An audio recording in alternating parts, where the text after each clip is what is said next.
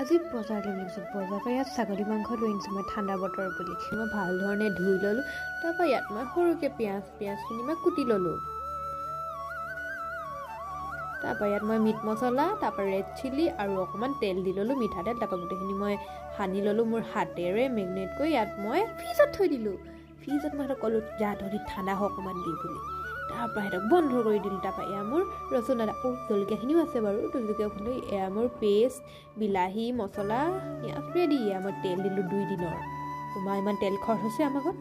তাৰপৰা পিঁয়াজখিনি দি দিলোঁ পিঁয়াজখিনি লৰাইও দিছোঁ বাৰু তাৰপৰা মই দিলোঁ পিঁয়াজখিনি গ'ল্ডেনত মাংসখিনি লাগি ধৰিছিলে বাৰু খাইছ তাৰপৰা ভাল ধৰণে মই লৰাই ল'লোঁ এইখিনি তাৰপৰা মই এইখিনি ধুই কি যে ধুনীয়া গোন্ধ গোটেই ওচৰ চুবুৰীয়া খাব আহিব আজি দেখিছে নহয় লোক ইয়াত মই পানী অকণমান দি কিনে মই চিটি মাৰিব দিম 10টামান তাৰপৰা এয়া মোৰ ফাইনেল